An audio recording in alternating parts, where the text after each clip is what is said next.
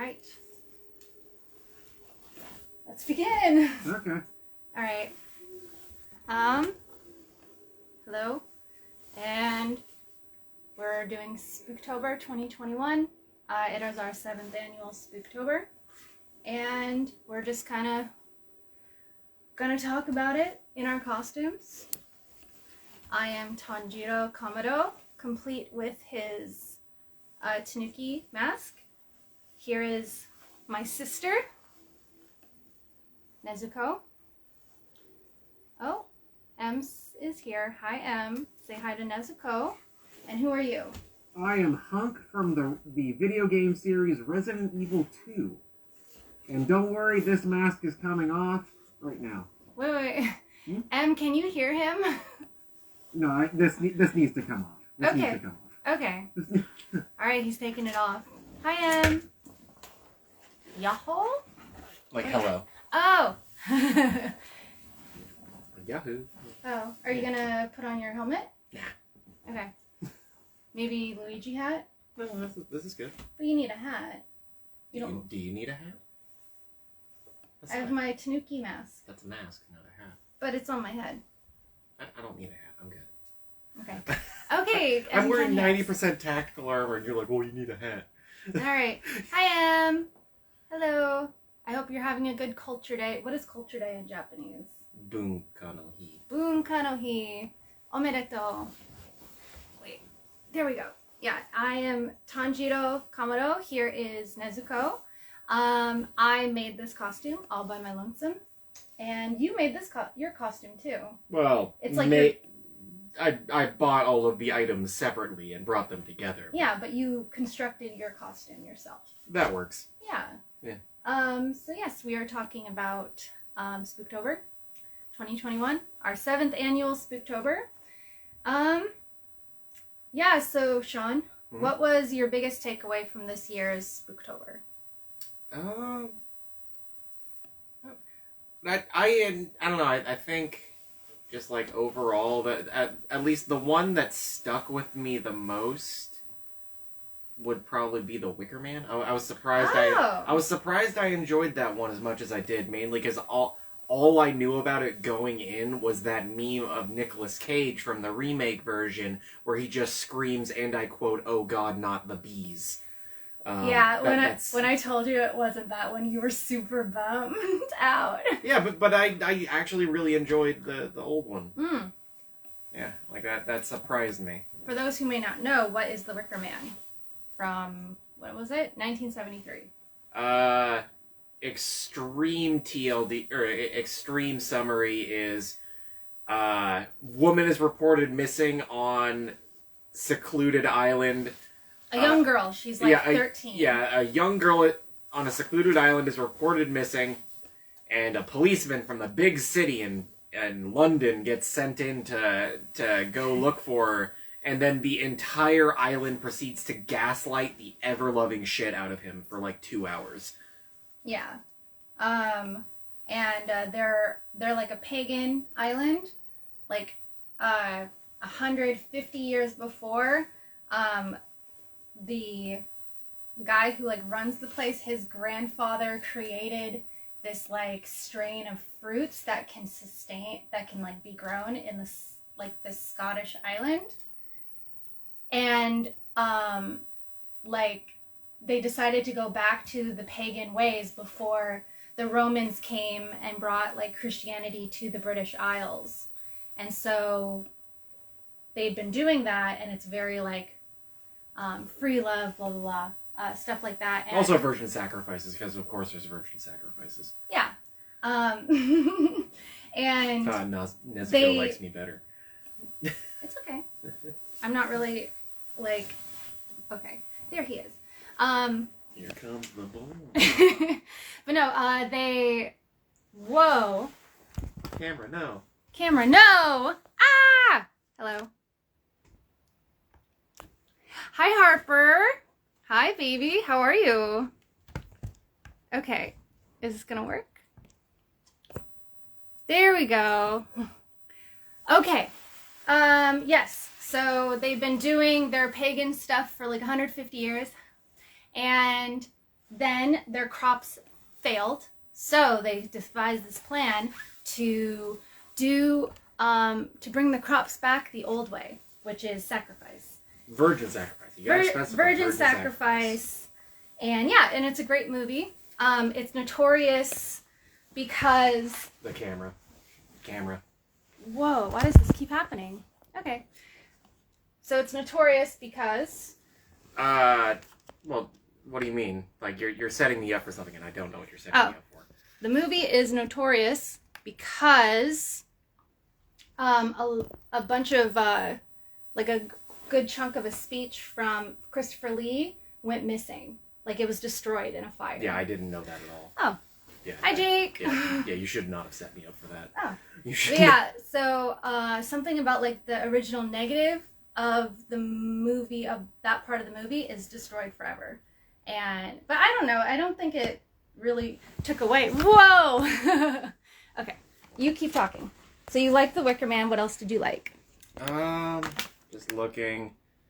The Descent was pretty good. I'd seen it before, though. The Day the Earth Stood Still. It was, like... Yeah, The Day the Earth Stood Still was really good. But after seeing Plan 9 from Outer Space, I couldn't help but point out the similarities. More that it was pretty obvious that Plan 9 just seemed like it was trying to steal from The Day the Earth Stood Still.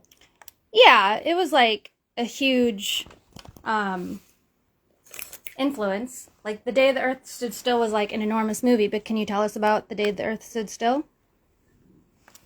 Alien comes down to Earth in spooky spaceship. Everyone's scared of it, and pretty much just the alien is there to warn humanity that, hey, you can use your nukes on yourselves all you want, but just keep that shit away from us.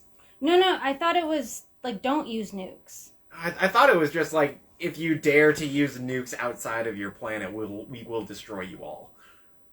I think it was a general, like, anti-nukes thing. That was the theme, but it was more like, we don't care what you do to yourselves, just don't bring it outside your planet. They literally said, like, we come to planets that create technology that can destroy worlds, and we either have them stop or we destroy them.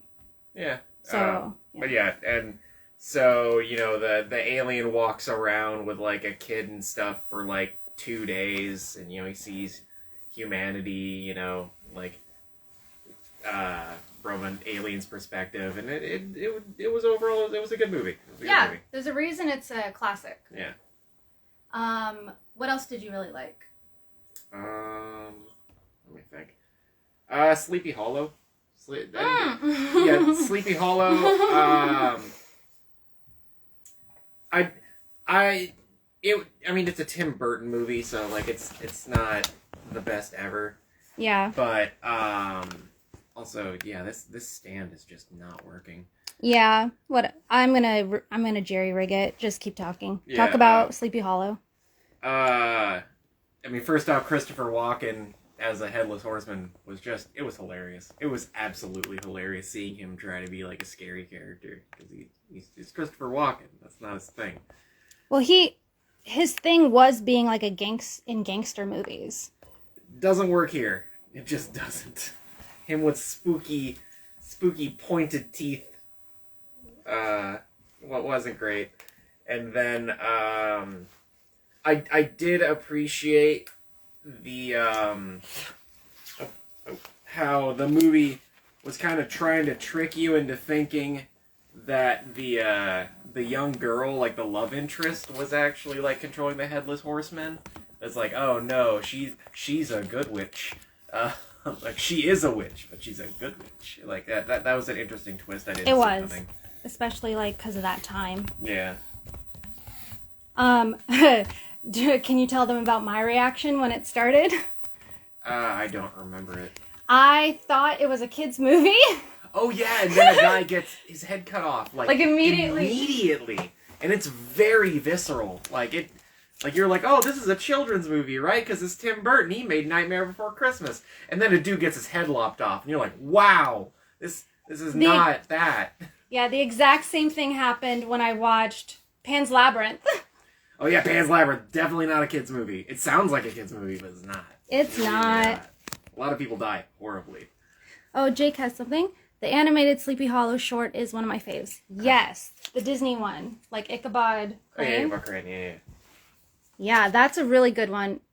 We're definitely gonna do like some year we need to do like Sneeze in the cat's face, yeah. we need to do like spooky shorts, like Disney ones. You're okay with me sneezing in your face, right? Yeah, he's fine. Okay, I'm turning it off. It's good. All right. Give it about 10 seconds. No, I turned it off.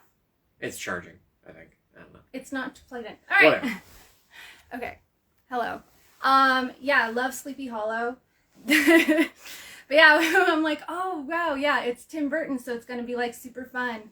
And I specifically chose it for Mondays because Mondays are E for everyone, so people like Harper, my niece, can watch. And nope, lots of murder, but So much murder. it was really fun. I really enjoyed that too. What would you say was your most favorite? Out of all of them, Yeah. you're not gonna like me for saying this, but I liked the Japanese movie Demon solely because of your reaction to a very specific scene.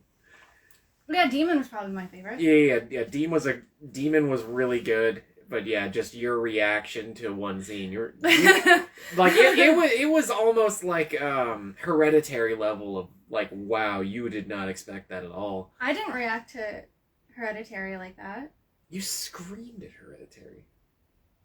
The first time I watched Hereditary, you weren't here. Yeah, but you told me about it. Yeah. Yeah. I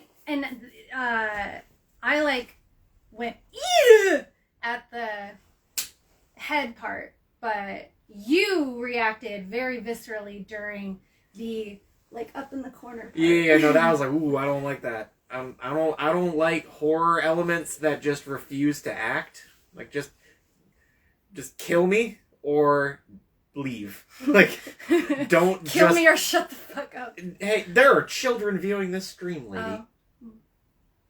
They're your relatives. I actually can't tell who's with us, but hello, friends.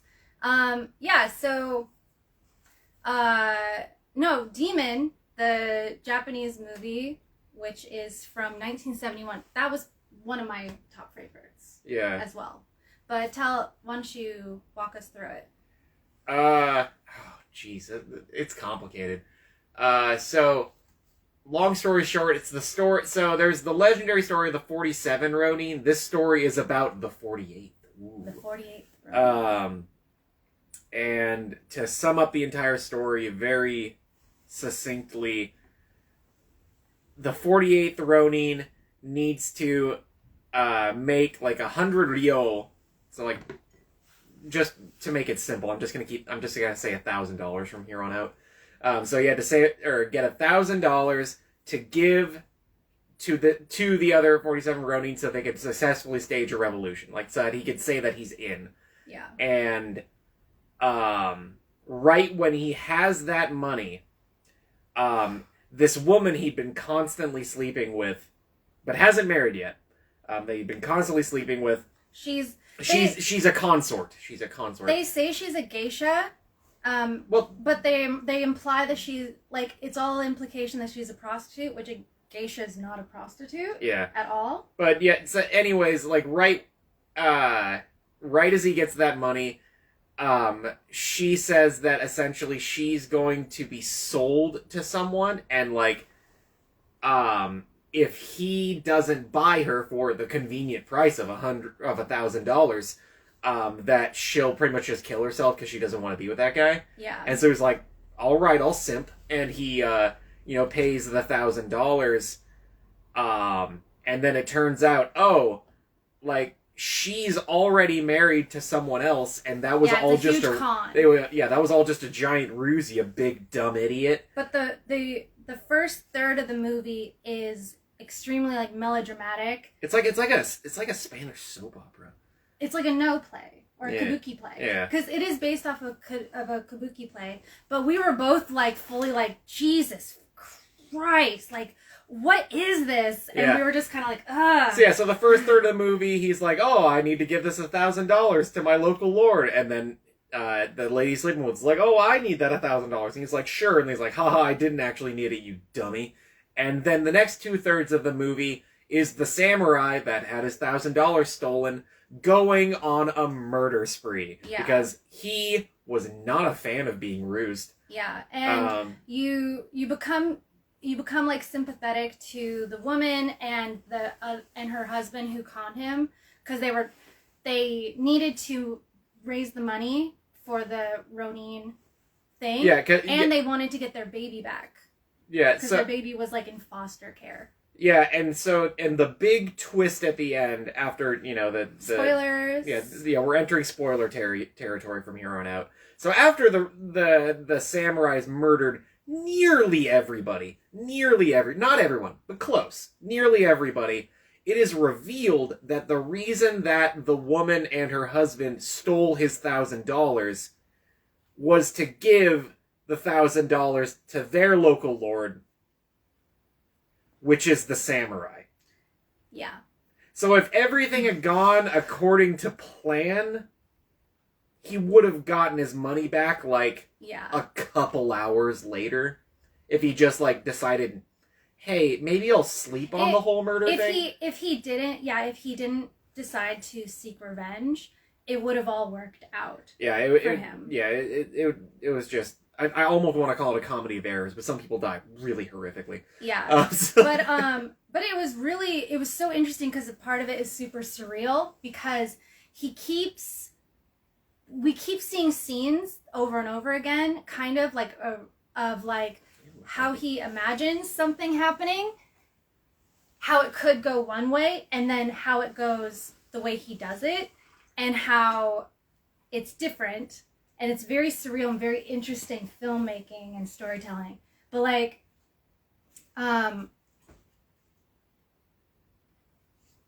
the part that made me freak out, and you, was he finds the woman who conned him. She has her baby, and the baby gets murked. The baby gets a sword, no, through the head. Through the head. Yeah. And it's an infant. I got up on the couch. It is a baby. I was up on the couch, watching, oh my god. And I, freaked. I was like, what? What are we watching? It was great. I loved it. It was by far, Infanticide. Recommend. No, it was a great movie. I know. And it was effective, Yeah. Yeah, and... You don't expect them to kill the baby. They totally killed the baby. 100%. But that movie, which we highly recommend, right? Yeah, I'd recommend it.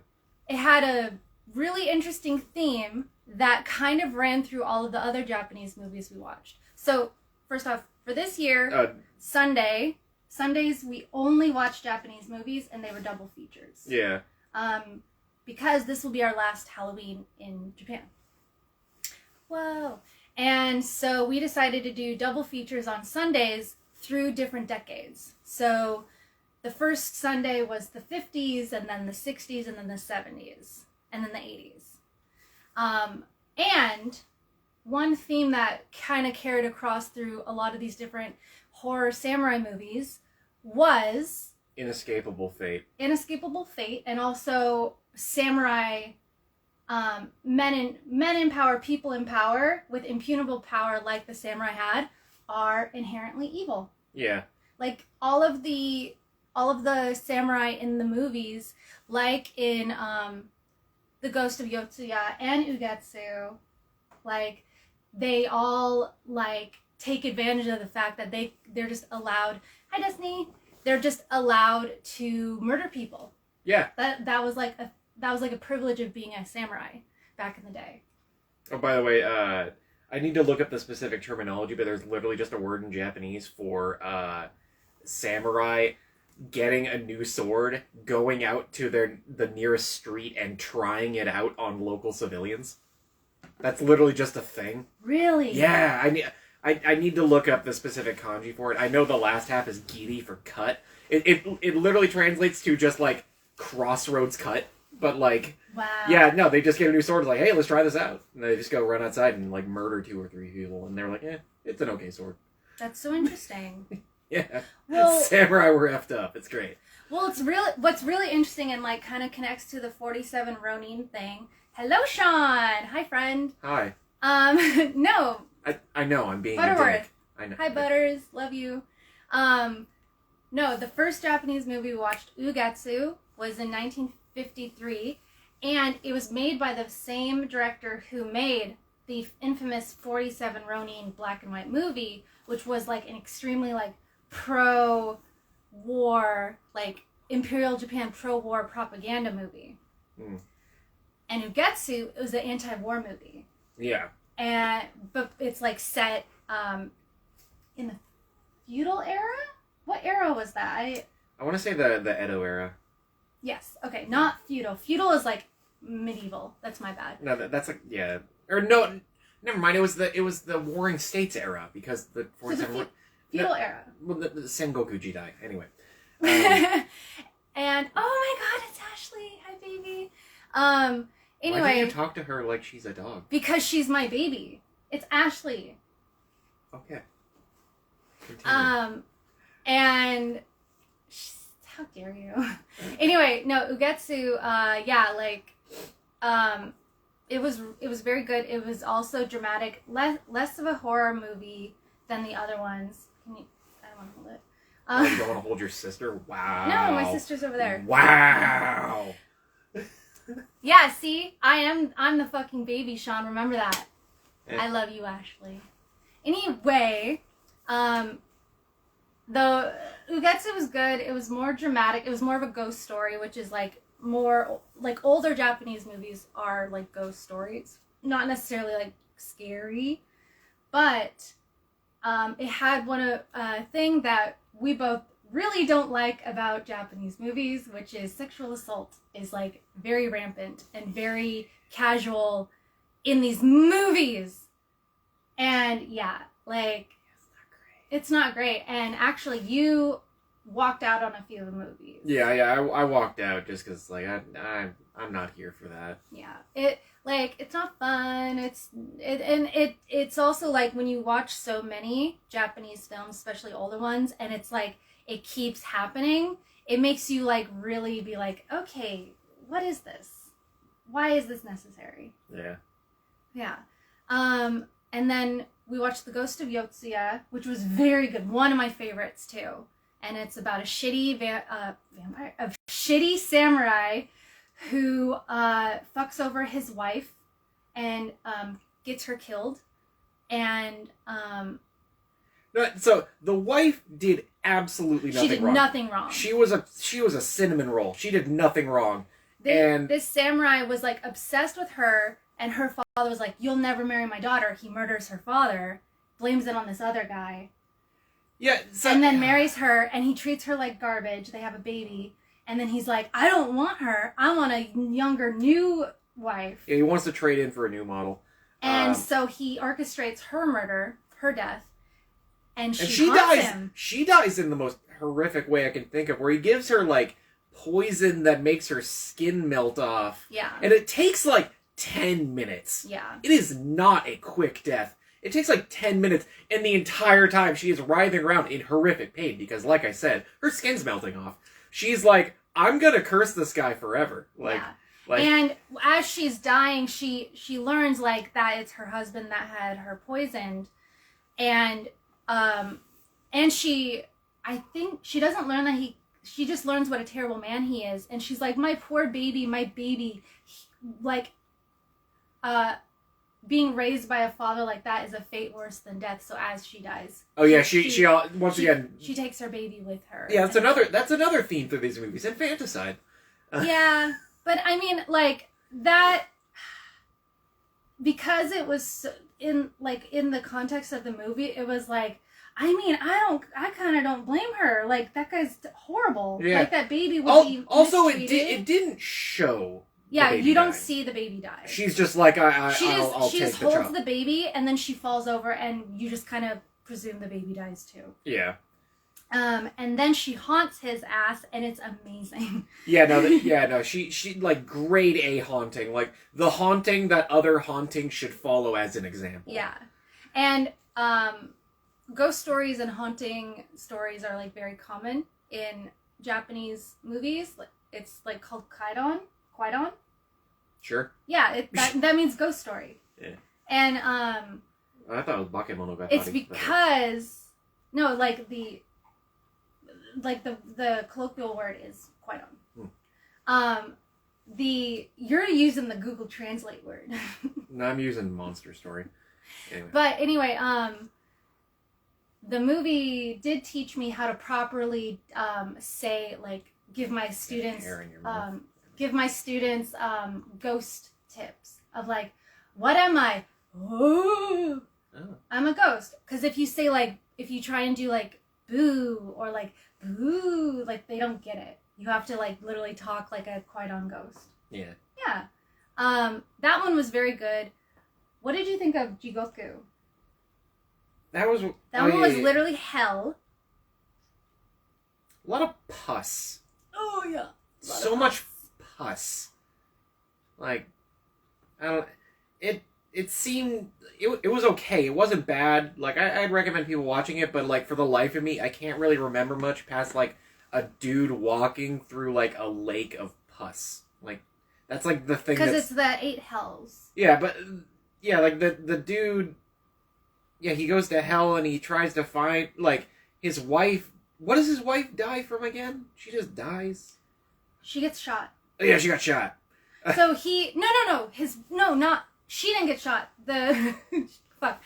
No, this guy, he keeps getting put in these situations where he's technically like an accessory to like murder, but he doesn't actually like murder people. Oh yeah, no, yeah. He accidentally, the guy he's in a car with runs over this Yakuza boss.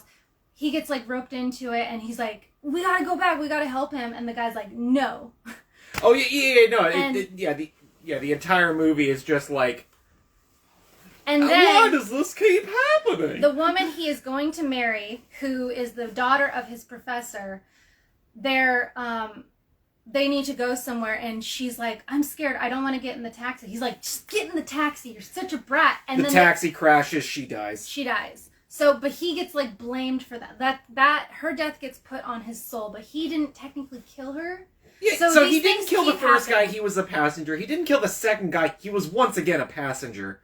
And that stuff like that keeps happening, but it happens like 8 times. Yeah, it keeps happening. So many people die, and he's just kind of there for it, and he gets blamed for it. And then it's a ridiculous. It gets absurd. Yeah, I like after like the third person that died, like it accidentally, and he's like there, but it like the onus of it is put on him. I was just like, Sean's gonna get so mad because you hate shit like that. So it would. You're just like, why can't we all just be reasonable? No, just go to the police.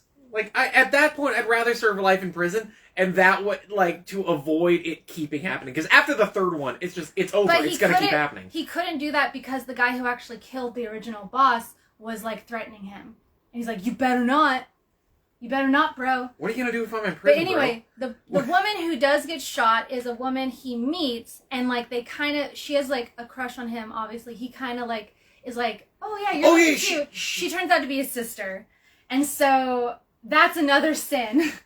Is that he wanted his sister. Well, half sister. Still his Still sister. Yeah. Yeah. Like I'm not trying to diminish it at all, but it's not just like it was his sister. Yeah. Anyways, and then also like the wife of the Yakuza person that got ran over at the beginning decides to go try and murder him. She gets him trapped on a bridge. She has a gun. She steps forward to murder him, falls off the bridge to her death. And that's blamed on him. That's blamed on him. So this all happens, and then basically the big climax of the movie is all of these people are at the gates of hell. They're all guilty, like, and you learn that the woman he wanted to marry was pregnant.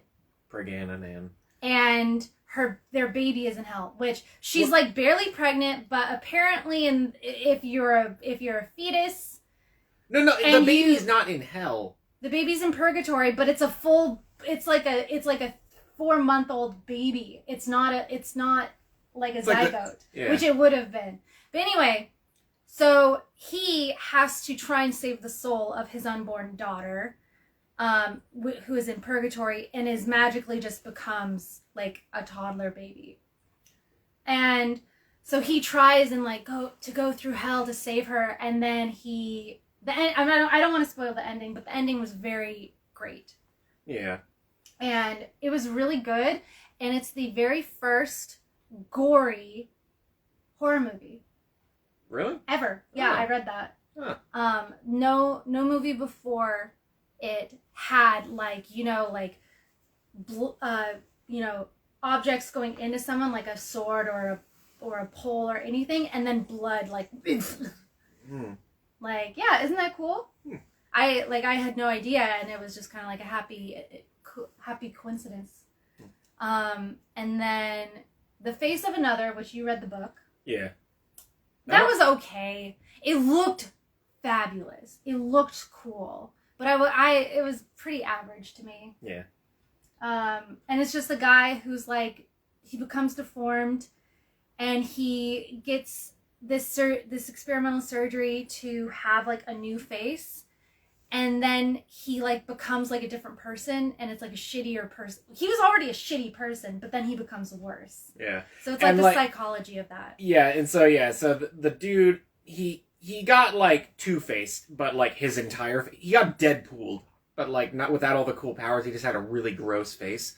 Well, do you remember Eyes Without a Face, the French film? No. Anyways, it's very similar to that. Anyways, so he goes to this doctor, and they're like, oh, we can make you a new face, and so they find this random guy at a restaurant. They're like, hey, can we borrow your face, like, to make a plaster mold of it? And so it's not like his original face, it's someone else's face, and like him putting on that face, it pretty much changes him as a person. And the husband, the guy, he's married, the guy with the effed up face, he's married, and so he and the whole, now his face is all disfigured, his wife doesn't want to sleep with him, and it's not because he's disfigured, it's because he's a dick. I'll just say it, he's a dick. He's a total dick. And now that he's this new face, like, ooh, I've got an idea. I'll use this new face and pretend to be someone else and seduce my wife, and then I'll catch her in the act, because it'll be me. And no one would fault me for murdering her then. Oh yeah, I forgot the part where he was going to kill her afterward. Yeah. And it works. Like, he goes on a date with his wife, and he sleeps with his wife, and then it's very sensual, it's very, like, sweet. Yeah, but... And, like, he goes, like, aha! Like, I caught you! And she's like, what the hell are you talking about? I thought this was just, like, kinky roleplay. Yeah. He's like, oh, you thought that I didn't know it was you. It's like, I knew the whole time. But it's like, now that I realize that you were trying to trick me, it's like, wow, you're a dick. And she leaves. Yeah. And then he also tries to, like, sexually assault a woman, which is, like, what? Shared theme. But she is able to call the cops, and the cops do come, and, like, he gets arrested, which is, like, okay, that's good. Yeah. But yeah, like, that one was very average. Like, I think it was on Criterion Channel. Yeah. When he murders the doctor at the end, that's it. That's right. But no, like, it looked amazing, but it was, like, there just wasn't much there. Yeah. And I would say, like, the best part of it was the whole opening. Yeah. Because that was, I think that was, like, straight from the novel. Yeah. Yeah, and it was like, that's cool. Yeah. What would you say? I would say the worst Japanese movie we watched was Wolf Guy, with Sonny Chiba, Rip King, like. Yeah, that one wasn't great. I barely, like, paid attention to it, because I was just kind of like, this is so stupid. So, and that's a movie, like, I don't drink, I don't do drugs, but I can just highly recommend it as a movie that you get absolutely shit-faced and then watch. Yes. Like, that movie you can only watch when you are just, like, blacking out. Yeah, and apparently that is a sequel to another movie that is based off of a manga. But it's like, in the first movie, he actually transforms into, like, a werewolf. Furry. And, yeah, and it was just lame. It wasn't fun. Yeah, and it was just disappointing, too, because we love Sonny Chiba. Yeah, it was pretty much the entire thing was like, oh, Sonny Chiba's character comes from this magical wolf bloodline, and he's the best Billy. forever, and he keeps getting into wacky... And then on the full moon, it's not that he turns into a wolf, he just turns invincible. Yeah, and he like, gets werewolf powers, but he doesn't get hairier or anything. And then he, like, has these flashbacks to his mother, and then he meets this woman who's like, I'm meant to take care of you like your mother and your lover. And it's really gross. It's I super hate it. It's super gross. And so he literally like, you're my lover and my mother. It's like, wow, please pick a lane. I'm begging you. Just pick one. It was super gross. And I don't know, maybe it was like, oh, because wolves have sex with their moms? No, that's... Yeah, like, no. It's stupid. So stupid. No, but just I did like one thing about the movie, and that was that, like, halfway through the movie, one of the bad guys injects the wolf guy's blood into himself, and he gets wolf powers, but then he almost immediately dies because they were different blood types. And I really liked that. I like that they acknowledge, it's like, oh, they weren't matching blood types, so he just dies. Yeah. Like, maybe 2 minutes in. Like, it was great. I loved that. One of the other Japanese movies we watched, you stopped watching. I finished it. It's Mermaid Legend. It was very interesting. And it's just a woman and her husband. They're he's a fisherman. She is a clam diver. So she dives down and gets clams and like crustaceans from the floor of the ocean. And they get there's a hit on them from the Yakuza. Well, she gets away and they frame her. Well, so the husband a few days prior sees the Yakuza kill someone, and the Yakuza know that, so they're like, well, we gotta knock him up.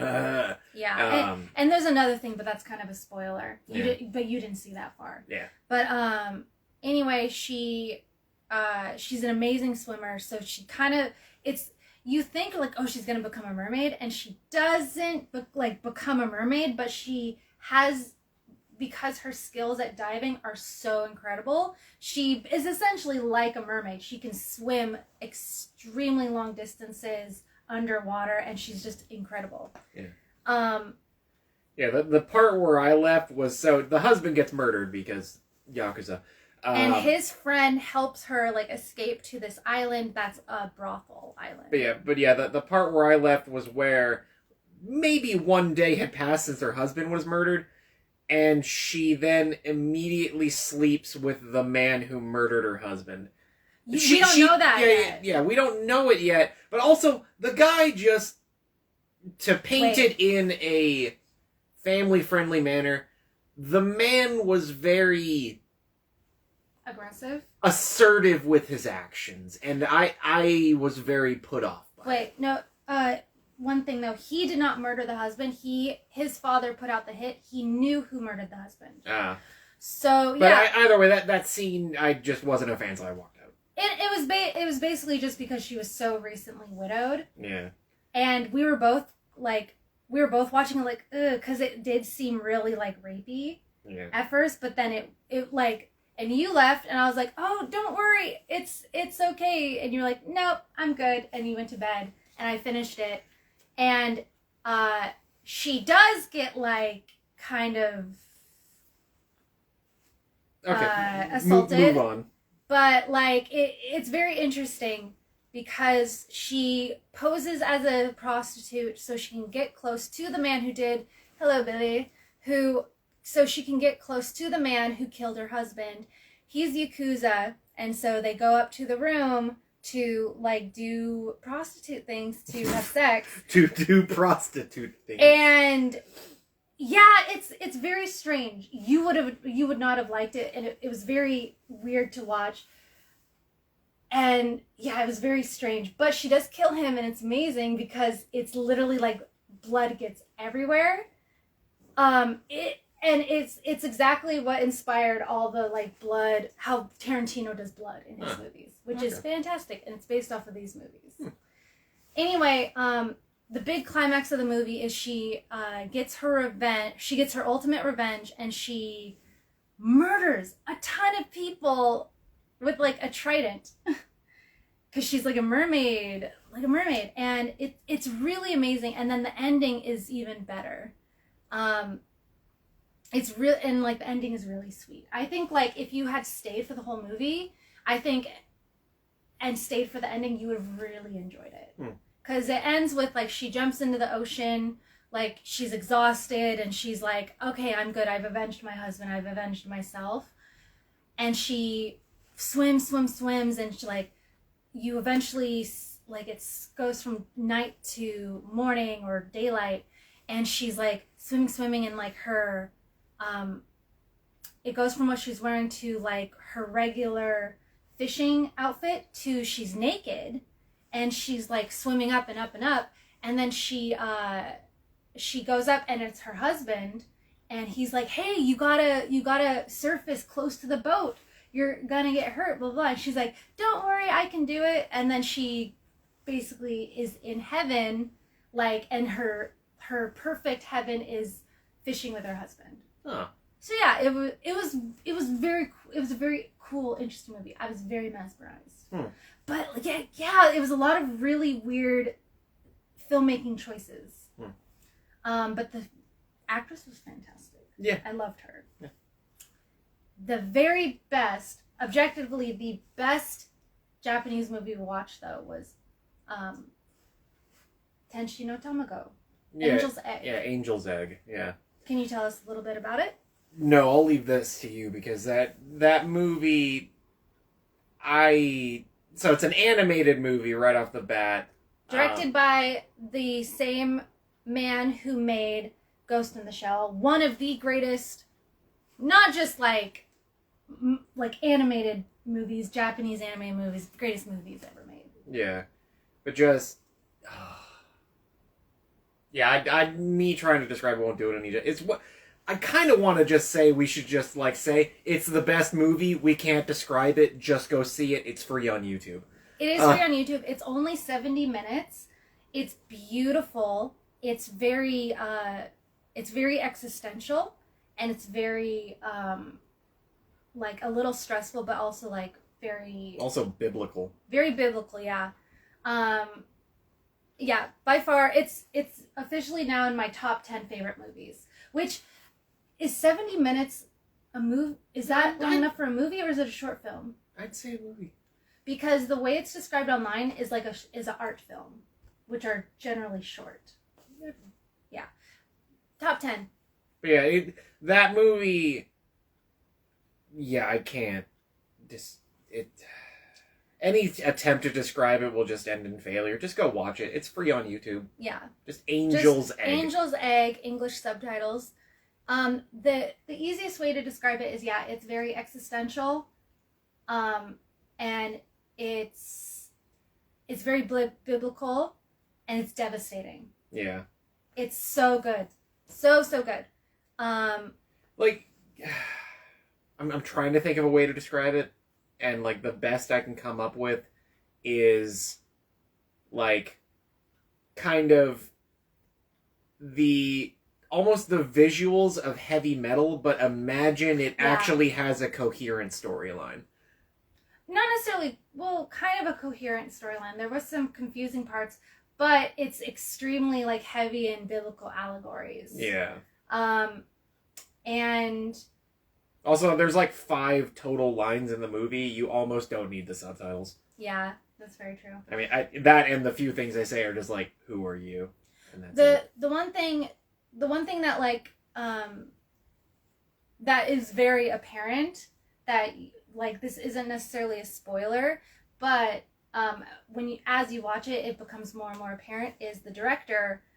Basically, the movie reflects his loss of his beliefs in God and in religion. Yeah. But yeah, it just go watch it. Yeah. Yeah. Highly, highly recommend. There were some parts where I'm like, what is going to happen? Like, again, we've watched all these Japanese movies and there's almost always like a rape scene. And there are a few points where you're like, what's going to happen to this little girl? But nothing happens. Nothing like that happens. Like, yeah, so we'll do, like, you know how there's that website, does the dog die? So, like, in the same vein, does anyone get sexually assaulted? No. No one gets sexually assaulted in this movie. Which is on the website. Oh, nice. Which, I guess that goes right, we can segue into something else. A few of the movies this month, it started out, and you did have me check ifthedogdies.com. And then I was like, yeah, Sean, the dog dies. And you're like, all right, bye. Yeah, there was a couple where I was like, nope. The first one was Funny Games. Second one was Courage the Cowardly Dog. No. Funny Games, which you did not watch. Yeah. Basically, I mean, it was okay. I was not, like, a huge fan of it. I thought it was kind of, like, boring. It's, like, notorious because it's, Austrian. No. Yes, it's Austrian. And people walked out on it when it premiered at, like, Cannes Film Festival. Which is, like, probably, like, the biggest film festival in the world. And they're, like, the most prestigious, and, like, half the audience walked out because they were so, like, this is grotesque, and this is so horrific, and blah, blah, blah. And it's, like, I don't know. I guess I've watched too much gore and too much, like, really, really fucked up shit to Children be, like... in the Stream, Bailey. No, they're not. Oh. It's Billy, I think. Hey, Billy. Oh, yeah, just one person. Okay. For now. But no, like, it wasn't as, like, intense as I thought it would be, but I could see why someone would think it is. But overall, I was pretty, like, kind of bored, and I couldn't really get into it. And then there's this huge thing of, like, breaking the fourth wall, and then it turns out it's supposed to be, like, kind of like, poking fun at, like, horror fans. And it's like, I hate when horror movies do that, and they don't pull it off well. Like, that's part of why I hate The Cabin in the Woods, because I felt like it was kind of offensive for, like, horror fans, you know? Like, just because you like horror movies doesn't make you, like, a bad person or, like, a sick person.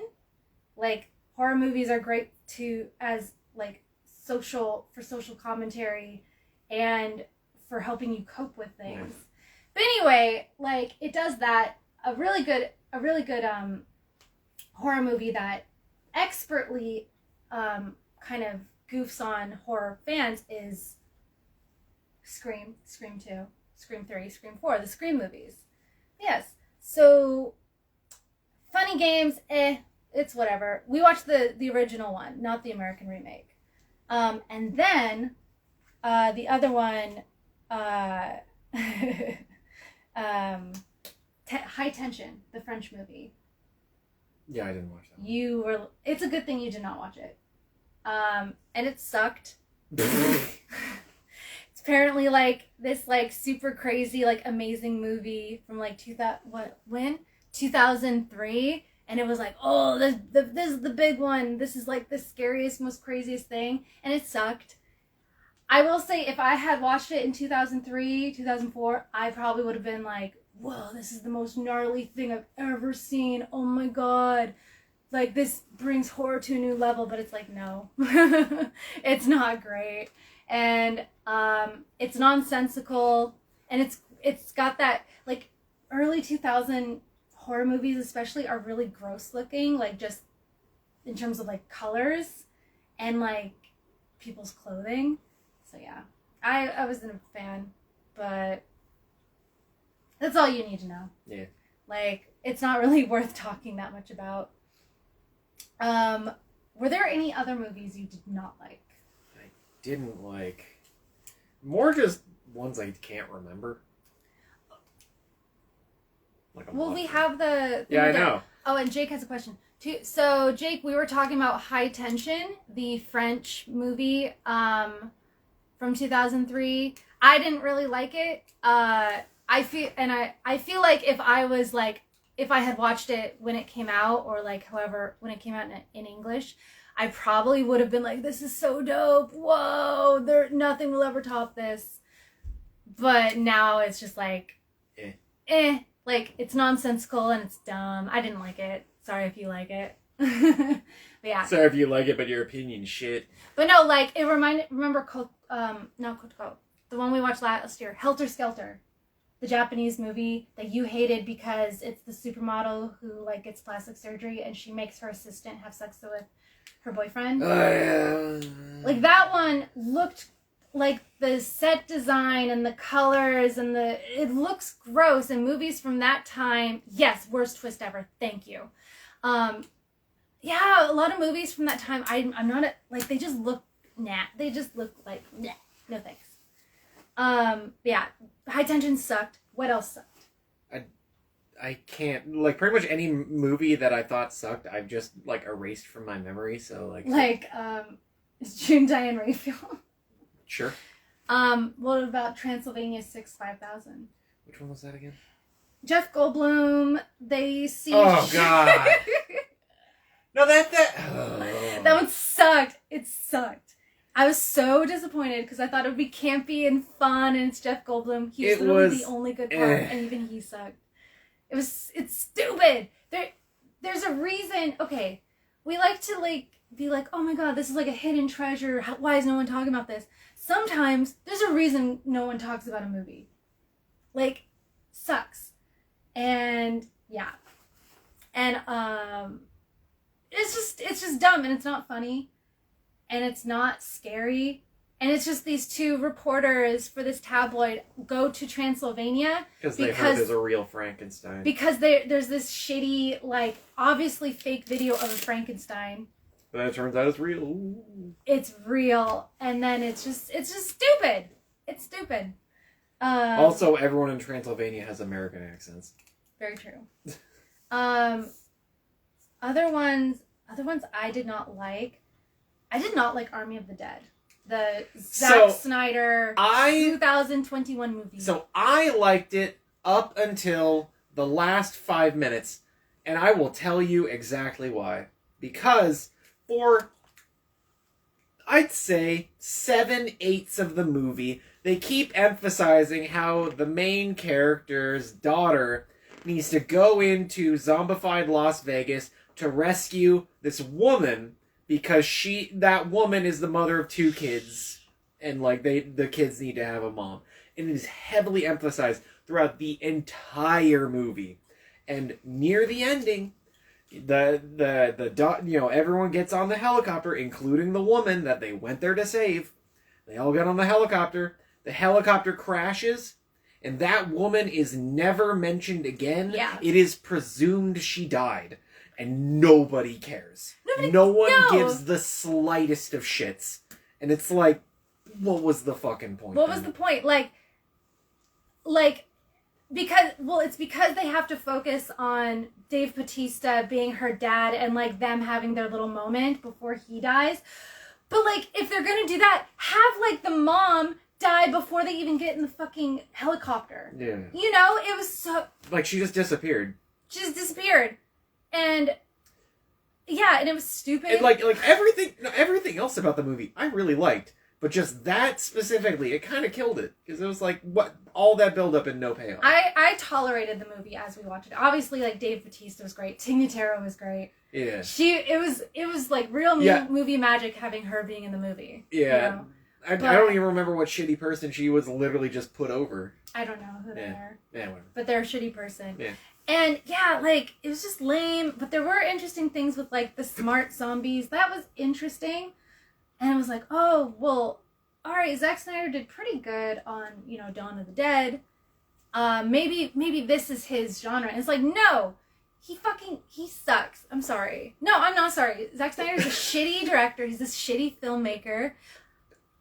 Like, he is. Like, and, like, his best work is Dawn of the Dead. And even that is that sucks. And I guess, like, what makes that good is James Gunn's script. Yeah. But, like, yeah, I hated it. And it's just like, yes, I can always trust Martin Scorsese to deliver me a great movie. I can trust that. I can now say that I can trust Zack Snyder to deliver shit. And yeah, the thing that really killed it for me, though, was the movie ends with the zombie by the Cranberries playing over. And it's like, this perfectly encapsulates his fucking worldview of movies.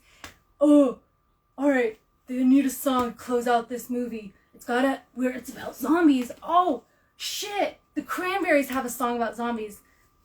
The song is about the fucking IRA and, like, Northern Ireland and, like, the black and tans. Like, what? It's, like, completely surface level. I hate it. I cannot stand it. Yeah, I did not like Army of the Dead. Okay. It was fun a little bit. Yeah. But what did you think of the movie after that? The Resort? I enjoyed it. The Resort was much better than I thought it would be. It was Jurassic Park, but zombies. Yeah. Sir, the zombies got out. Fuck! Again? Fuck! How? A spin-off? No!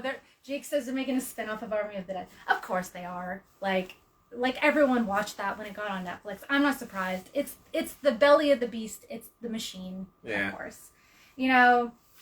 But yeah, The Resort, it was literally Jurassic Park with zombies. And it, like, again, horror movies are great, like, for social commentary. They're using refugees to make the zombies. That's, like, the big twist. And we were literally like, God damn, like, this better, like, have, like, something to say. And it's like, oh, man, if it's, like, these refugees that they're dealing with that are, like, making they're turning into zombies, damn, this is a good movie. And then it did. Like, literally 2 minutes later, they were like, oh, my God, where are all these zombies coming from? They're creating zombies with disenfranchised people that no one cares about because they're brown and poor. Yeah. Yeah. And then I also liked it because the two characters I gave a shit about actually survived. Yeah, that was pretty impressive how the girl survived. Yeah. Yeah, the girl survived, and then the implied military veteran who just so the whole point of The Resort is that zombies in this world have been entirely eradicated except for one island where you can literally go and just shoot zombies for sport. They give you a gun, they give you a chaperone, you go into an open field and you shoot a bunch of slow-moving zombies. Very Jurassic Park. Yeah. Very, like, the end of Shaun of the Dead. Yeah. And Land of the Dead. They had a thing like that, yeah. too. But, Land of the Dead is amazing. Yeah.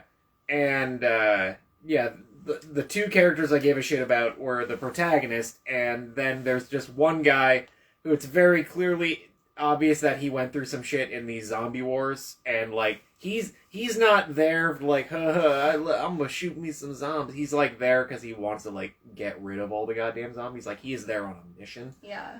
And those are the two characters that survive, and I like that. I like when they don't kill off the good characters. Yeah. And it was like, I think that it was good, but it was, like, very average, nothing spectacular about it. I enjoyed it. Yeah. But I just love how it's just everyone was surprised that the park full of zombies got out of control. It's just like, fuck, again? Again? Yeah, it was just playing with fire. Yeah. Other ones I did not enjoy. Tourist Trap. Tourist Trap was a huge disappointment. And again, it's that thing of, like, you know, there's a reason no one talks about this movie. Oh yeah, Billy says he wants to go to the resort. Of course he does. Okay. He gets to shoot things. Yeah. With impunity. Yeah. Why not? Yeah. And yeah, Tourist Trap is like it's like a pseudo, it's like just, it's jumping on the slasher train that Texas Chainsaw Massacre and Halloween from 1978, like, started. Yeah. And it's literally like, it was just dumb and it was boring. I loved the woman with the black hair. I forget her name in the movie. I forget the actress's name, but she played Donna's mom in That 70s Show. And she replaced Farrah Fawcett on Charlie's Angels. She was great. And she was in the very first female-led superhero movie that came out like 2 months before Supergirl. And they both sucked. So there's a reason like that one sucked, but Supergirl was like high profile and really sucked. So like everyone focused on that and like forgot about that movie. Anyway, she was great in the movie, but it was just lame and it was like, oh. Remind me of that one again. It's another one that I just forgot entirely. It's Road Stop. Oh, it's like the same vein of like Psycho. Oh, the fucking highways coming through and now all these small businesses are dying. Yeah. So it's like an old museum and then it becomes a tourist trap. No one goes there, so this guy is like insane and he has telekinesis, and he's obsessed with plaster, and so he's plaster face, not leather face. And he turns people into mannequins. Which the mannequin parts were very like spooky. That was really cool, like how they did that, but overall it just... I just like the end of the movie where the one survivor, after beating the bad guy, just fills her car with the mannequins of her dead friends and then drives off. Yeah. Like, they are dead. Just go. It was trying way too hard to copy Texas Chainsaw Massacre. And, like, not in a good way. Like, there were some interesting parts, but yeah, overall just not great. Yeah. Not fun. Were there any other ones you did not like? Once again, it's either I liked them or I forgot them. There is no in between. Okay. I did not like the Blob remake. The 1988 Blob. Yeah, I'd say between the two, I definitely preferred the older one. Yeah. But I wouldn't say that the new one is bad.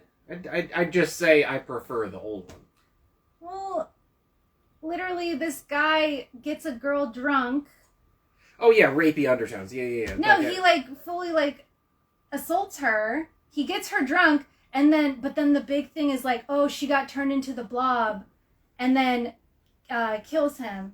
But it's wait, the Blob killed her. And then it's just what are you trying to say with this? It was just, and it was really lame. I didn't like it. The original Blob I liked much, much better. Yeah.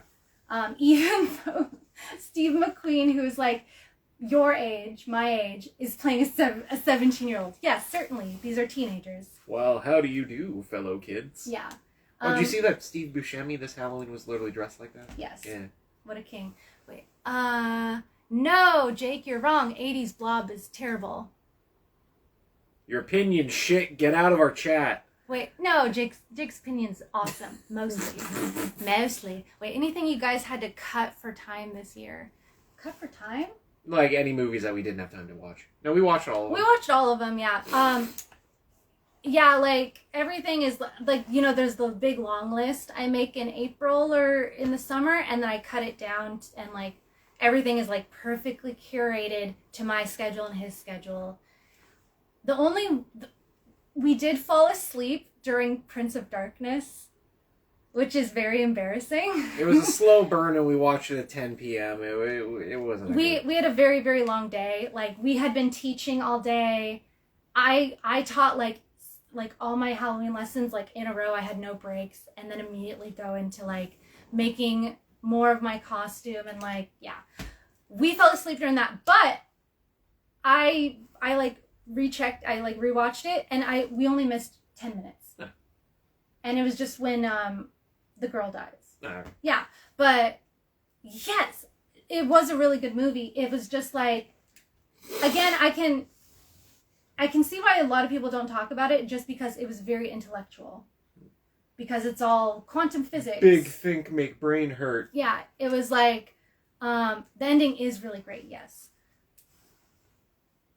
All right, bye, Billy. Miss you too. Hope you enjoyed our Halloween talk. Prince of Darkness is really good. I loved seeing the actors from his other movies, Big Trouble in Little China in it. That was awesome. Yeah. And then like his other movies too that I'm like blanking on. But I can see why it's not talked about because it is very, very, very intellectual. It's very like, it's driven by science. It's driven by like really, I guess esoteric isn't quite the word because that deals with occult stuff, right? It's just more like you kind of have to be really smart to understand what they're talking about. To be fair, you have to have a really high IQ to understand. Yeah. But it was really, really good. And I really enjoy it. I love everything John Carpenter does. Yeah. This is a John Carpenter stan house. Forever. You almost poked me with that pen. Sorry. But yeah, that was the only one like we kind of like the closest thing to cut for time. Yeah. You know, just like, and that has happened a few times where like, you know, we can't finish a movie and we just kind of finish it like later or the next day. Yeah. But I did see the very, very end. It was just the part we missed was literally when she jumps into the dimension. That's like all we missed. But I really did like that one. I'm really glad we watched that. And just looking at the list, I'm remembering the stuff. The stuff was terrible. Okay, so I just want to talk about the first 2 minutes, which is where a blob ripoff that was supposed to be like anti-consumerism. An anti-yogurt?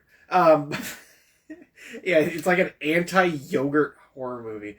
And my favorite part is the very beginning when an asteroid falls into like a factory parking lot. And this guy just starts. And this dude, and so like it, white goop is coming out of an asteroid in the middle of the snow, and just this dude's first reaction is to just start eating it. Like, yeah, I just see white shit on the ground, and my first thought is, oh, I need that in my mouth. Just like. Well, wait. Favorite Carpenter. Yeah, what's your favorite Carpenter movie? Thing. Yeah, we love The Thing. The Thing is probably like, it's my favorite too. I know, Jake, yours is Big Trouble in Little China. Big Trouble in Little China is also fantastic. Fantastic. But The Thing, I'm sorry, it can't be topped. I'm gonna move this a bit.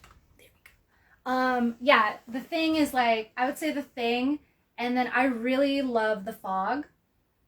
It's actually like, Jake, I saw your Letterboxd list, and I realized I have the same list. And I checked back on it, and The Fog is like the lowest of the ones I've seen so far. But it's like, I love The Fog. I guess that just shows how great his movies are. Yeah. But yeah, and then I love Halloween. But you don't remember watching Halloween with me, so we gotta watch it again. Yay! But yeah, The Thing, all the way. Yeah. Anyway, The Stuff. We watched The Stuff before we watched both of the Blobs. Yeah. Which was very interesting because, like, I guess everything goes back to the Blob. Yeah. Because when we watched the Blob and it's like, oh, I'm gonna fuck with this alien thing.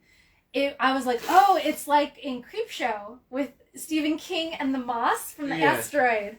And it's like, oh, it all comes back to the Blob, which is great. I love horror. Yeah, The Stuff. It's like I reiterate, it's an anti-yogurt horror movie. No. It's anti-consumption, anti-consumerism. Anti-consumption of yogurt. I guess, sure. This is a low-fat froyo time. Yeah. This is like exactly when Low Fat Froyo came out, and they were like, and some producer was like, how can we turn this into a horror movie? If I was smart, If I would have put on the low-fat frozen yogurt episode of Seinfeld after we watched that, because it would have been really funny for you. It was funny for me because I had already seen it. That's great. Beware of the stuff. It's rough and tough and spreads across your stuff. That's good. I love that. I also really love the Blob theme song. I played that a lot for my Halloween music playlist all month. Yeah, good one, Jake. Yeah, The Stuff, it was just, it did not deliver. Did not deliver. Yeah. I was really excited because, like, the best 80s movies are ones that critique, like, you know, Reaganomics and, like, just extreme, like, huge, like, over the top capitalism. Like, They Live. Yeah. They Live is like They Live, but if you're gonna watch the stuff or They Live, definitely watch They Live. Another great Carpenter movie. Yeah. Yeah, I was just very disappointed. I was expecting a smarter movie. I was expecting Prince of Darkness. Yeah, like, yeah, the stuff. Ugh. And I actually chose that one because of what I was told the theme of it was, and because the poster really grosses me out. Yeah. I don't like that poster. I don't like looking at it. I just realized we talked about Japanese movies, but we did not talk about the last one. I'm saving that. Okay. Haha. Yeah, what were some big surprises? Like movies that you had never heard of, never seen, and you were like, oh my god, what? I was surprised how much I enjoyed Interview with a Vampire. Yay! Are you okay? I was really excited for you to watch that one. Yeah. I think it was good. Not gay enough. Definitely not gay enough. A little gay, but not gay enough. No, it's another one of those movies where if I had seen it in high school, it would have been like my favorite movie. But I didn't watch it till I was older and wiser. But I still love gayer. it. Yeah. And like I genuinely love it, so I'm really glad you liked it. Yeah. And that was part of our Sexy Vampire Saturday of Double Feature. What did you think of the first one? Dracula. Yeah. Bram Stoker's Dracula by Francis Ford Coppola. Oh my god, I'm forgetting his name. The guy who Keanu played Reeves? the guy who played Gary Dracula. Oldman. Yeah, Gary Oldman. Gary Oldman's outfit was hella dope.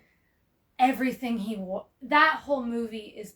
I love that movie. That's probably one of my also favorite movies. Yeah. I was so excited to have you watch that. Yeah, Both of them. Yeah, it was good. That said, I still think that Gary Oldman's best role is Shen in Kung Fu Panda 2. Like, he knocks it out of the park with that one, but this was still solid. Yeah. In regards to Gary Oldman. Jake wants to know is if we have seen Only Lovers Left Alive. No. Do you know what it is? No. It's a vampire movie with oh my god, what is her name? She played the Ancient One in the Doctor Strange movie. Oh my god. Tilda Swinton. Tilda Swinton. Yes. That sounds like a character in Zootopia. That Tilda Swinton. It sounds like a swine / pig. She's fantastic. Anyway, her and Tom Hiddleston, who plays Loki, Yeah. they are vampire lovers. Huh. And Jake, you did tell me about that movie for like a sexy vampire movie. I really want to see it. I've heard really great things about it. Okay. But interestingly, Jake, if you're still here, Tilda Swinton, I know some dirt about her. She does not let her children use soap. Isn't that crazy? You know how I know that? That's scarier than any of the movies. You know how I know that? How do you know that? My friend's cousin was her nanny. And her and Patricia Arquette was also Patricia Arquette's nanny. And so Patricia Arquette went to her wedding. So my friend got to meet Patricia Arquette. And Tilda Swinton's great, but she's just like a little strange, which obviously. Doctor Strange. I know, right? Not her too. White celebrities don't bathe. Yeah. Well, they do bathe. It's just she wouldn't let them use like soap. But they would use something else. I would like to take this moment to be put on record that I wash my legs. I use soap and I scrub all the way down. I do not just let the soap run down. I want that to be on the record. Yeah. At least Yeah, I do want to watch Only Lovers Left Alive.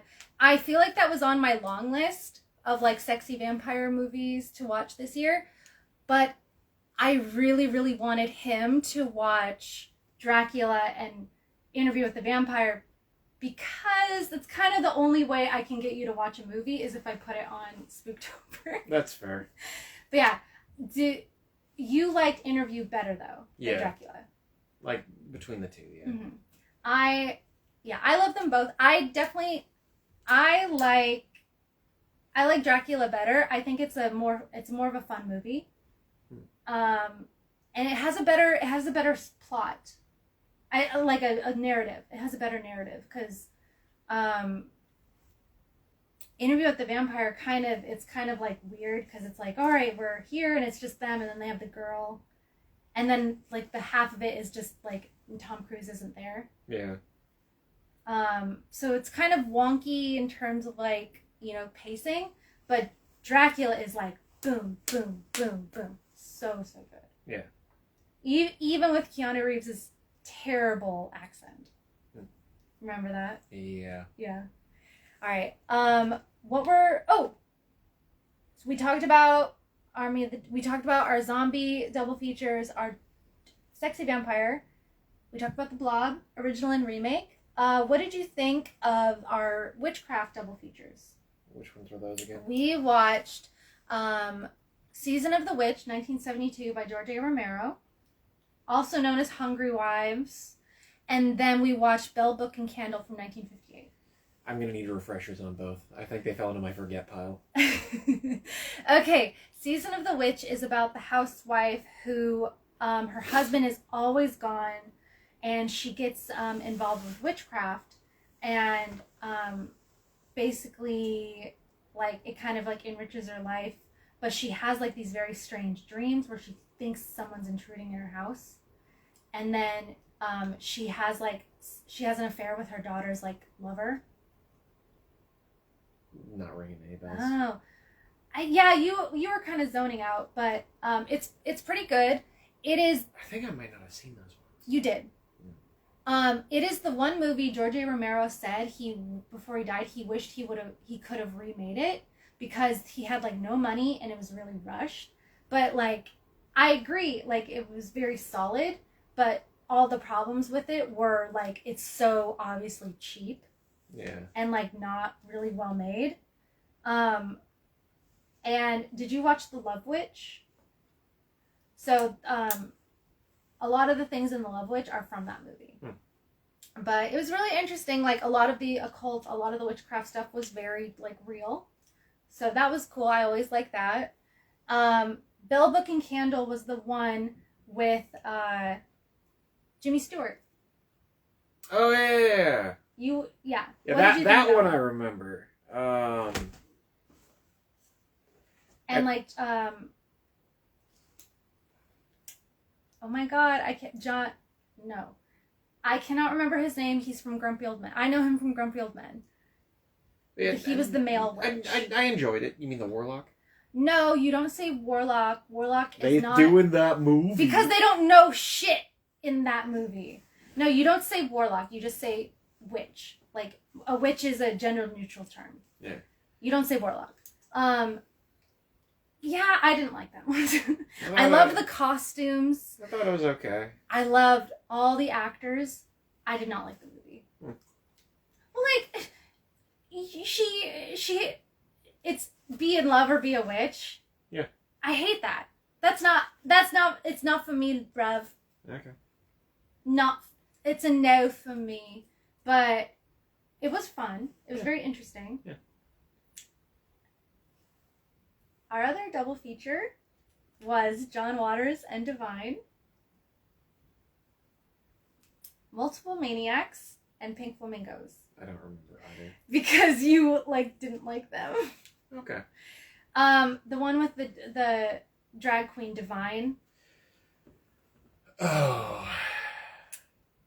You did not like. I mean, I kind of didn't. Yeah, they were movies specifically tailored to piss off conservatives, and to that extent, they worked perfectly. Well, like conservatives of that age, like I'd argue it'd work perfectly fine today. Maybe, but like I don't know. It was just like post that at a Trump rally and prepare to get murdered, like for real. I don't know. Like, that's the thing. It's like, it very much kind of, Lobstara.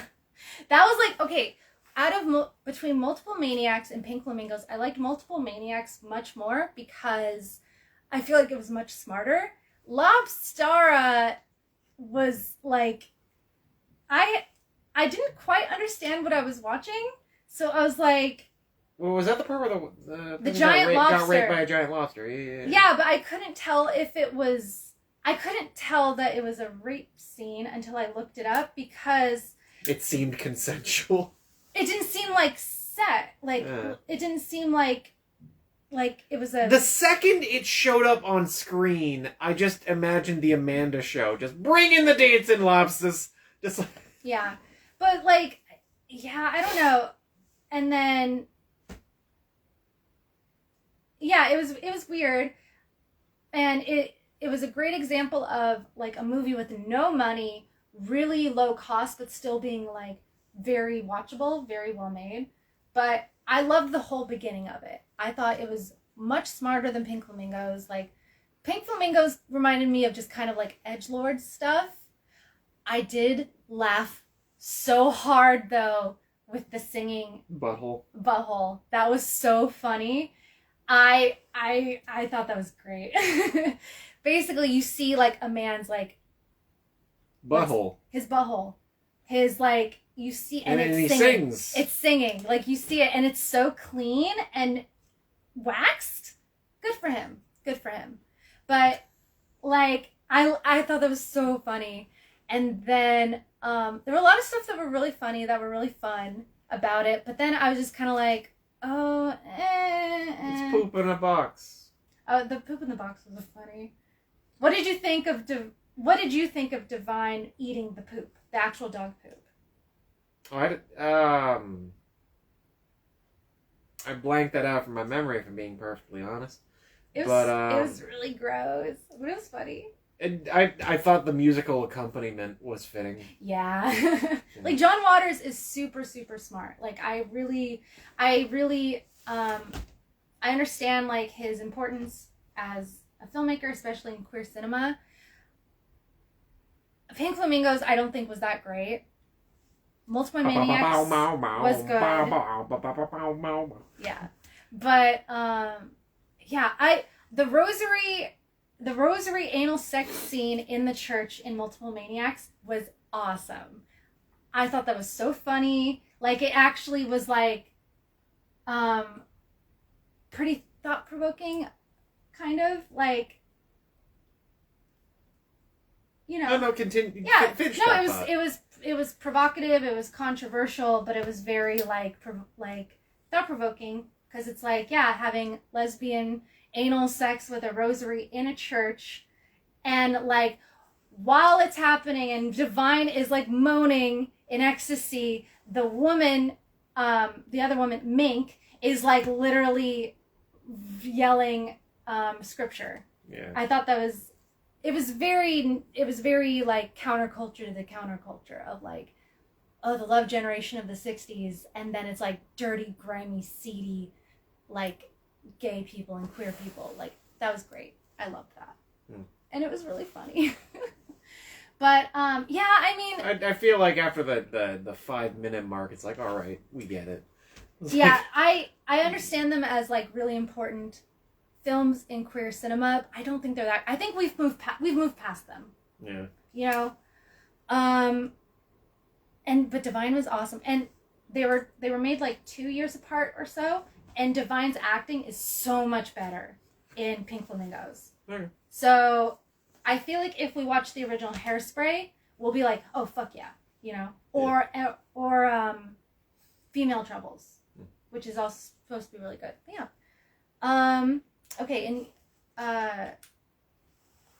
that's as far as our Saturday double features go. We've talked about all those. Remember Monster Squad? I try not to. Monster Squad sucked.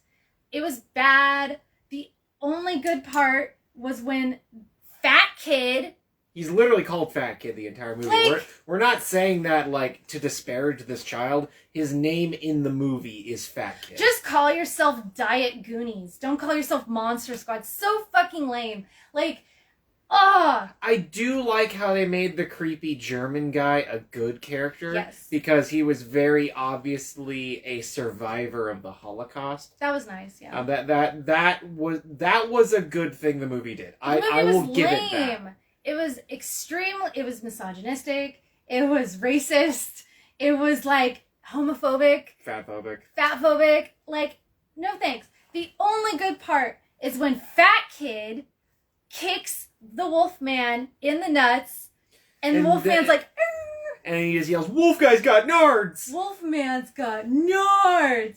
That had me rolling on the floor. Rawful. Yeah. Rolling on the floor laughing. Like, that was really funny.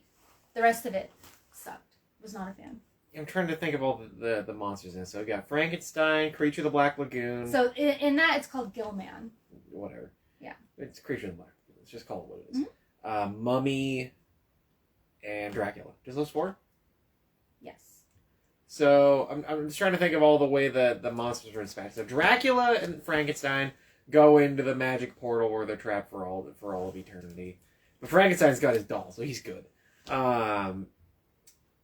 Mummy gets unraveled, which, like, That was it's like, okay, Scooby-Doo and the Ghoul School did that better. Yeah. And Hotel Transylvania did that better. And just, yeah, Creature of the Black Lagoon just dies like a bitch. Like, that made me sad because I love Creature from the Black Lagoon. He just gets shot once. And that was super lame. Yeah.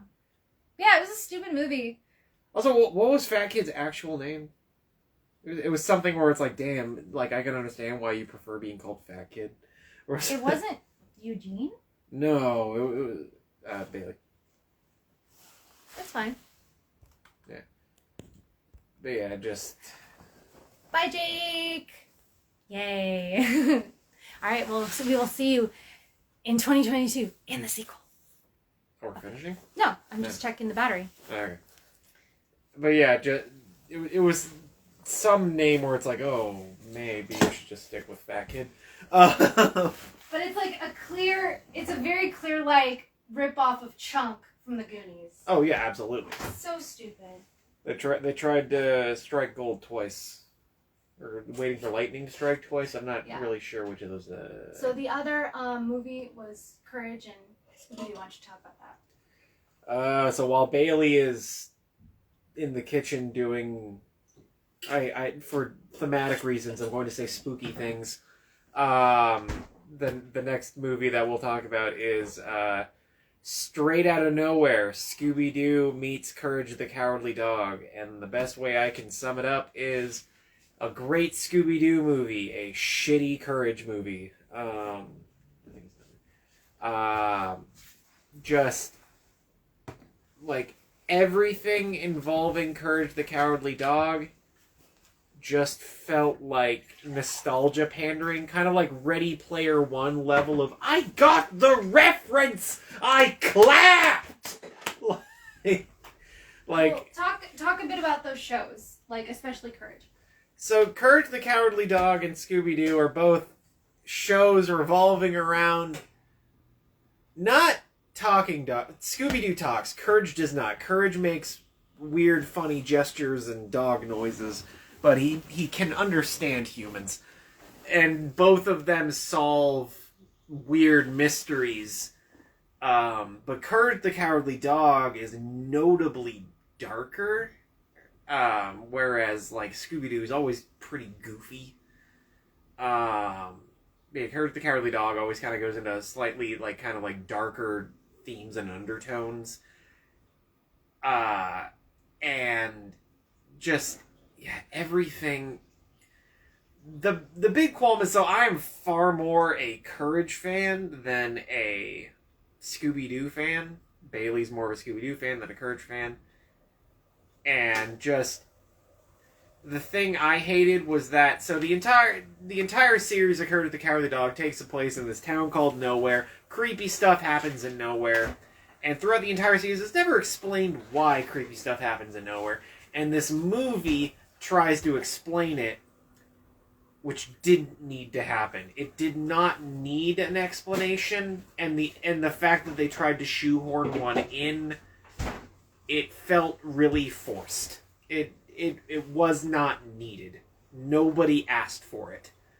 And just, yeah, the Scooby-Doo parts felt great. The Courage parts felt very soulless and pandering. Yeah, I agree. That and, I mean, there's always got to be a little bit of love in my heart for this movie because it's the last movie, or the last thing that Muriel's voice actor was ever in before she passed. Yeah. And she delivered a solid job. Despite the audio, you can very clearly tell it was done like at her house. Because this came out in 2021. Yeah. Like the movie came out, I want to say like a month ago. Yeah. No, it came out like October 6th or something, like in the middle of October. Okay. But yeah, it's a really recent. It was the last thing that she was in. But so like that, I will always have a little bit of love for it. But just the Eustace rap. I feel the Eustace rap really like. Is this 2005? Yeah, I was gonna say. Well, are we really like inserting like really bad like white people raps into kids movies still? Like it. So the entire movie felt like it gave me Kangaroo Jack. It felt like it was supposed to come out while Courage the Cowardly Dog was still on the air, which was in the 2000s, the late 90s, early 2000s. I don't think this movie was planned. Oh no, it wasn't. But everything about the movie feels like it. Yeah. Which, I mean, I A for effort, but that time has come and gone. Yeah. But yeah, just my thing is everything. So the Scooby-Doo parts, they seemed good, but every aspect of it that involved Courage the Cowardly Dog just felt like pandering and nostalgia bait. Courage was cute though. I loved seeing him interact with Scooby-Doo. Yeah. Because like it was like Scooby and Shaggy were like friends to him, and he doesn't really get that in the show. He has a couple friends in the series, but not like continuously. You always feel like Courage only has Muriel. Yeah. But yeah, just not as a Courage fan, not a fan of this movie. Yeah. Did you mention like how you were a Courage kid? I was a Scooby kid. Yeah. Yeah. So yeah, I grew up. I love Scooby-Doo. Scooby-Doo is like number one, and like you said, it felt more like a Scooby movie, or like the Scooby parts really were like great because like Scooby-Doo has been around for 50 years, and there's still movies, there's still shows. It's like primed for being like for evolving with the times, and like Velma has a tablet now. Yeah. But the Courage part of it was very strange. Yeah. And felt very pandery. And I know that sucks for you because you love Courage. Yeah, like, pretty much all the movie did was made me want to watch the series again. And I feel like a major reason why this was probably the case is because John R. Dilworth, the creator of Courage the Cowardly Dog, had nothing to do with this movie. Yeah. That definitely didn't help. Yeah, like, for sure. I feel like it's a movie that's meant for like people like you and me, people our age who grew up with Courage, to show to their kids. Yeah, it's not meant for us. It's meant to show to younger generations. And I will say, I'm very thankful that it was hand-drawn animation. There was a lot of CG. But like the characters were not CG. That doesn't matter. Yeah. Like there's fucking like computer-generated shit in Princess Mononoke. Yeah. But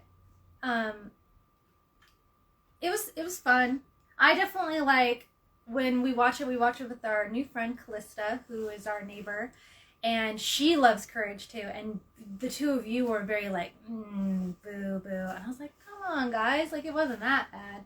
But then again, I'm like a Scooby-Doo person. I wasn't a big Courage fan. Like I wasn't like, oh my god, Courage is on. Like, I would watch it when it was on. But I was obsessed with Courage. Yeah. Like the first time I came to Japan. Yeah, the first time I came to Japan, and my host family put on the TV. They switched to Cartoon Network and they put on Courage the Cowardly Dog, and I was like, hell yeah! And I sat in front of that TV and watched Japanese Courage the Cowardly Dog. Like, even here, I couldn't escape it. Yeah. Yeah.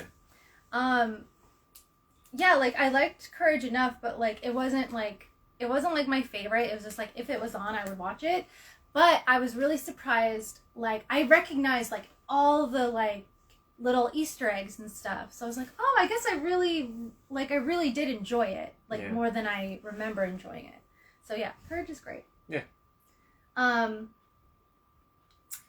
So, we have a few more to talk about, but, like, were there any movies that you really, like, loved? I mean, we've already talked about it, like, 4 times now. Oh, we have? Okay. Yeah.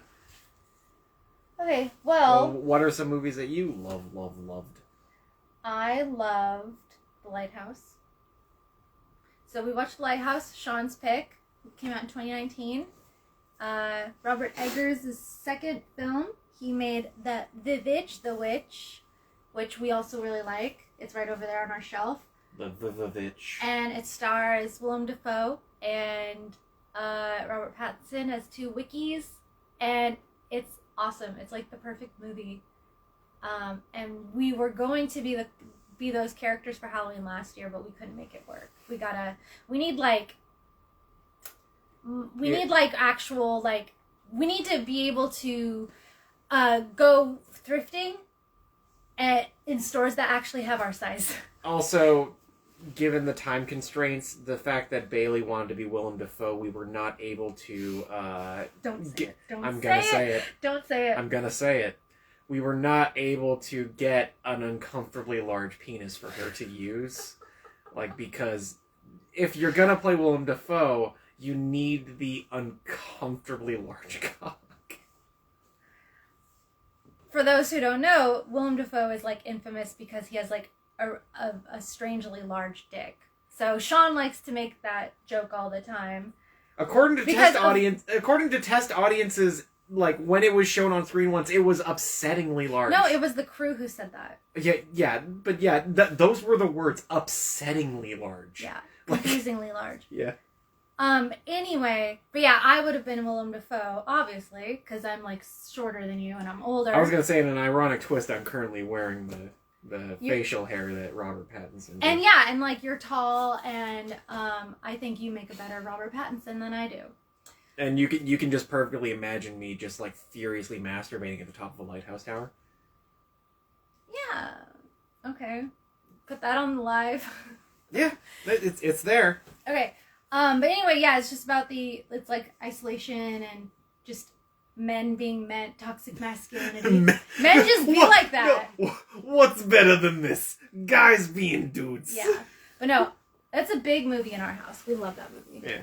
That was, like, I was very excited. I was very, very excited we did that one. Because I knew you would really enjoy it. Yeah. And it was really nice to see again. One movie that really took me by surprise was Safe. Which one was that again? Julianne Moore. So it was recommended by Lacey, my friend Lacey, who I hope to see on here soon, maybe. No. But yeah, she might be sleeping. I don't know. But it was the one where Julianne Moore is like, she is this woman. She's, like, kind of like a rich housewife in like some suburban area of, like, LA. Like, I can't remember where. And she starts getting really ill. And she's like, oh, I'm having, like, all these headaches. I'm, like,